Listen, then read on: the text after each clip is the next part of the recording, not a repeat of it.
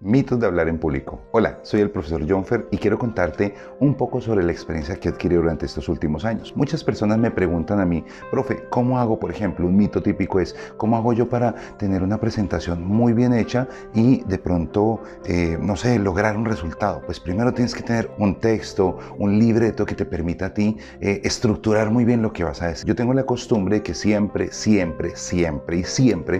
armo una presentación con diapositivas, ya sea por diferentes medios. Ahí pues el PowerPoint es el más clásico, pero hay otras funcionalidades como Prezi. Hay muchas herramientas que nos pueden servir para construir una especie de libreto audiovisual que nos permita ir llevando el hilo de lo que yo quiero decir. Así que siempre, sagradito, hay que armar algo antes de decirlo. Si tú no lo armas, entonces vas a terminar improvisando, y ese es otro mito importante.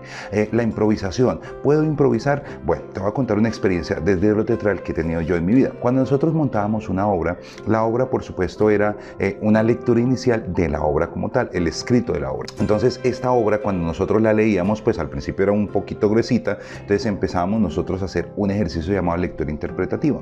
Te voy a contar como los paso a paso. Entonces esa lectura interpretativa es como leerla haciendo la actuación, pero leyendo. Luego íbamos dividiendo la obra en pequeños segmentos que nos podíamos nosotros ya digerir un poco más, como unidades grandes. Y luego íbamos poco a poco en cada unidad dividiendo en pequeños segmentos para poderlo hacer mucho más digerible. Posterior a toda esta parte de la lectura ya empezamos a hacer las primeras improvisaciones sobre ese texto. Y posterior a las improvisaciones ya empezamos a sentar el texto con las actuaciones. Si tú lo ves, este es todo un proceso, que lo hayas entendido o no lo hayas entendido, es un proceso largo que se hace durante unos meses antes de entrar a actuar en frente del público.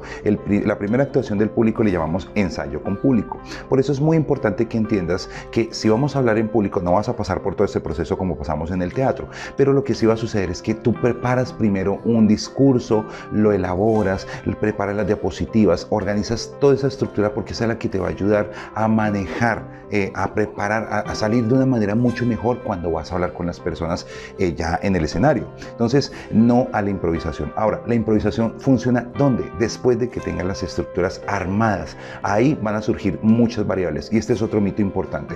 Profe, pero ¿qué pasa si sucede algo que no esperaba? Pues tienes que prepararte para ello, porque las variables son muy comunes en este proceso de hablar en público. Alguien del público estuvo hablando, alguien le contó un chiste al otro, estaban riéndose, alguien se distrajo o simplemente se fue la energía en ese momento. Entonces tenemos que buscar la manera de improvisar, pero se improvisa sobre la estructura que les conté anteriormente. Así que si yo tengo la estructura, yo sé que sigue, ¿sí? Y voy a continuar con la estructura, que eso me va a ayudar a desarrollar el proceso. Pero la improvisación surge después. Otro mito importante es el tema del miedo. Profesor, ¿cómo hago para perder el miedo? Te voy a dejar una razón, porque vamos a hacer otro video sobre el miedo y te voy a contar que el miedo no se puede dejar. O sea, es ridículo pensar, si te venden a ti un curso donde pierde el miedo a hablar en público, no se puede perder. El miedo es algo que tenemos que gestionar y aprender a manejar, porque el miedo es una emoción humana que nos permite, nos da un sistema de alerta, nos indica, oye, no tienes recursos, y cuando pasa eso, entonces simplemente me preparo el discurso, preparo las cosas, me entreno un poco más y logro mejores resultados, y con el tiempo y la práctica vamos desarrollando cada vez más la habilidad.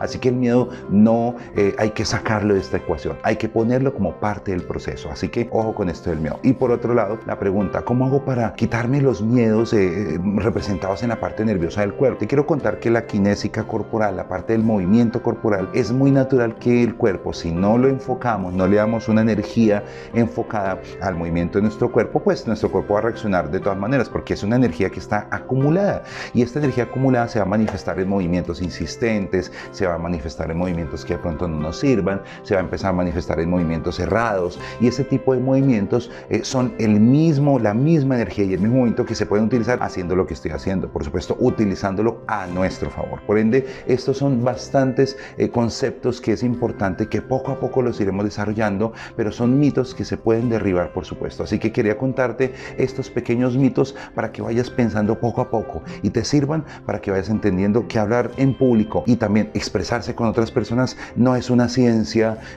ni exacta ni tampoco imposible de lograr. Es muy sencillo y poco a poco con la práctica. Así que sígueme y vamos a seguir trabajando en ello. Un abrazo para ti, un abrazo para todos ustedes. Chao, chao.